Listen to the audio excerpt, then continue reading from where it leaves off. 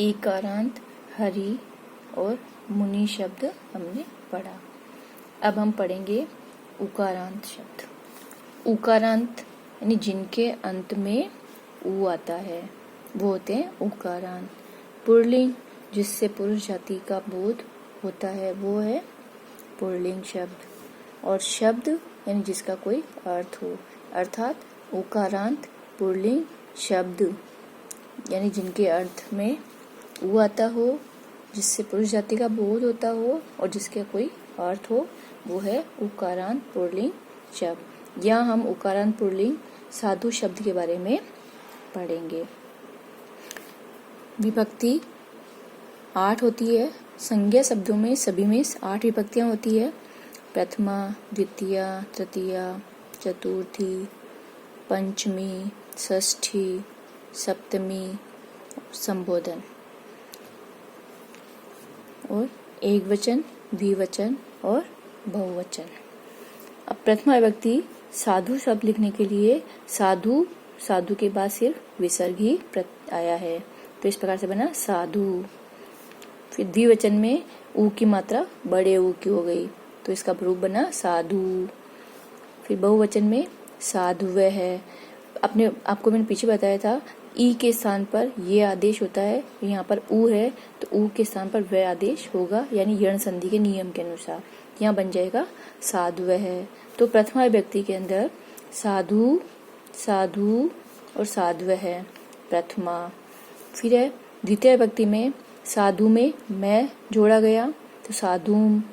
फिर साधु में द्विवचन में बड़ी मात्रा आई है साधु, और बहुवचन में साधून यानी न जोड़ा है और ऊ की मात्रा बड़ी आई है, तो साधुम, साधु और साधून द्वितीया। तृतीया के लिए साधुना।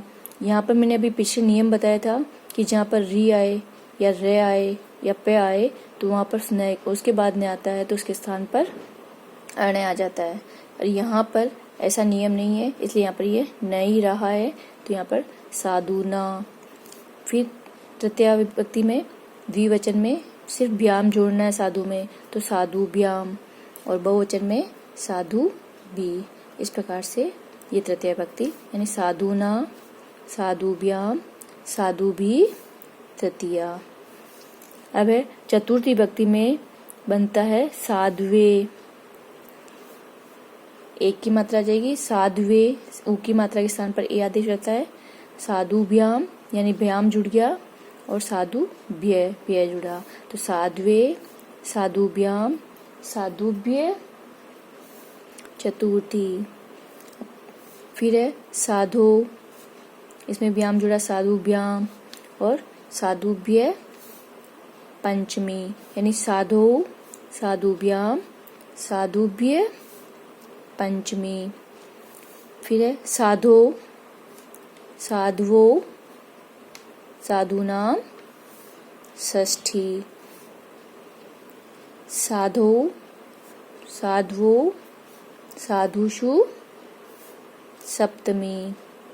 और हे साधो, हे साधु प्रथमा विभक्ति के अनुसार, और हे साधुव संबोधन।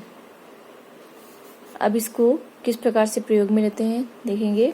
प्रथमा विभक्ति का चिन्ह होता है ने, तो साधु ने यानी एक साधु ने, दो साधु ने, सभी साधु ने। दो साधु, एक साधु को, दो साधु को, सभी साधु को। एक साधु से, दो साधु से, सभी साधु से। एक साधु के लिए, दो साधु के लिए, सभी साधु के लिए। एक साधु के लिए, एक साधु से यानी अलग होने के अर्थ में, दो साधु से और सभी साधु से। एक साधु, एक साधु का, दो साधु का, सभी साधु का। सप्तमी, इसका चिन्ह होता है मे पे पर, तो एक साधु पर, दो साधु पर, सभी साधु पर, या एक साधु में, दो साधु में, सभी साधुओं में।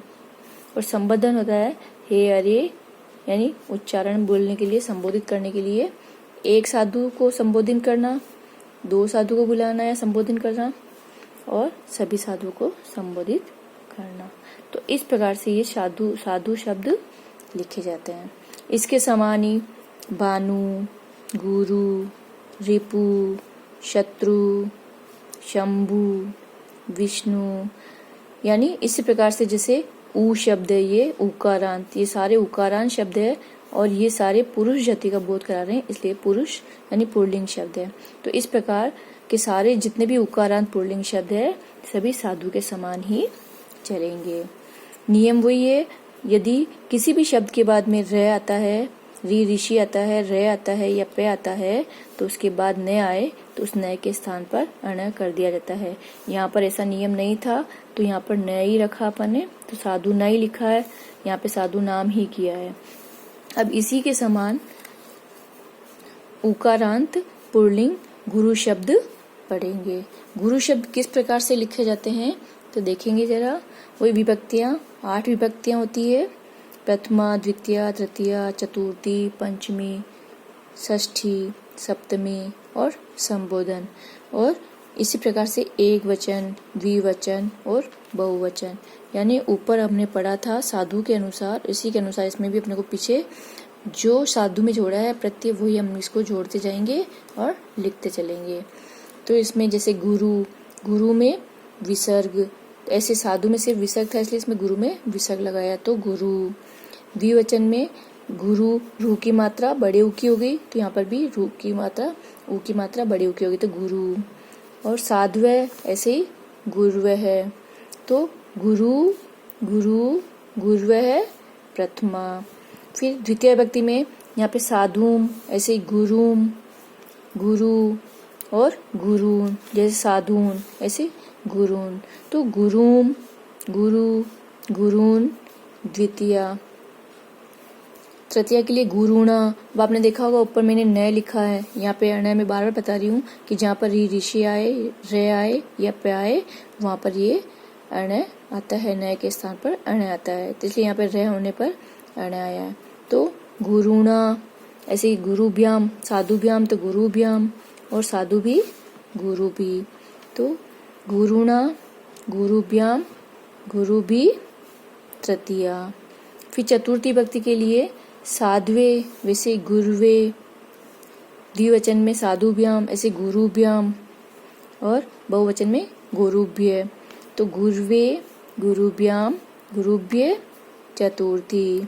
फिर पंचमी विभक्ति के लिए साधो, ऐसे गुरु, गुरुभ्याम, गुरुभ्य पंचमी। षष्ठी के अंदर साधो, ऐसे गुरु, फिर गुरुवो और गुरुणाम। अब यहाँ पर भी ये रे जो है बड़े ऊ की मात्रा आएगी, गुरुणाम षष्ठी। गुरु, गुरुवो, गुरुणाम षष्ठी। फिर सप्तमी के लिए गुरु, गुरुवो, गुरुषु सप्तमी। और संबोधन के लिए वापस प्रथमा विभक्ति में सिर्फ यहाँ पर चेंज आता है, हे गुरु, हे गुरु, हे गुरुवे संबोधन। अब इसका अनुवाद कैसे कर देंगे देखेंगे। प्रथमा विभक्ति का चिन्ह होता है ने, तो एक गुरु ने, दो गुरु ने, सभी गुरु ने। फिर द्वितीय विभक्ति का चिन्ह होता है को, एक गुरु को, दो गुरु को, सभी गुरु को। तृतीय विभक्ति का चिन्ह होता है से, एक गुरु से, दो गुरु से, सभी गुरु से। फिर के लिए, एक गुरु के लिए, दो गुरु के लिए, सभी गुरु के लिए। फिर पंचमी में से अलग होने के अर्थ में होता है, तो एक गुरु से, दो गुरु से, सभी गुरु से। फिर षष्ठी विभक्ति में इसका चिन्ह होता है काके की, तो एक गुरु का, दो गुरु का, सभी गुरु का। सप्तमी का चिन्ह होता है में पे पर, तो एक गुरु में, दो गुरु में, सभी गुरु में। और संबोधन, एक गुरु को संबोधित करना, दो गुरु को संबोधित करना और बहुत से यानी अनेक गुरुओं को संबोधित करना। तो इस प्रकार से ये गुरु शब्द लिखे गए। इसके अनुसार ही और भी उकारांत शब्द होते हैं जो लिखे जाते हैं, जैसे भानु, साधु, जो अभी अपन ने ऊपर लिखा है, ऐसे शिशु, बहुत सारे ऐसे शब्द हैं जिसमें उकारांत शब्द आए और वो पुरुष जाति का बोध कराए, वो उकारांत पुल्लिंग शब्द के अंतर्गत आते हैं। तो अभी हमने इकारांत हरि और मुनि शब्द पढ़ा। इसके बाद हमने उकारांत पुल्लिंग शब्द साधु और गुरु शब्द पढ़ा।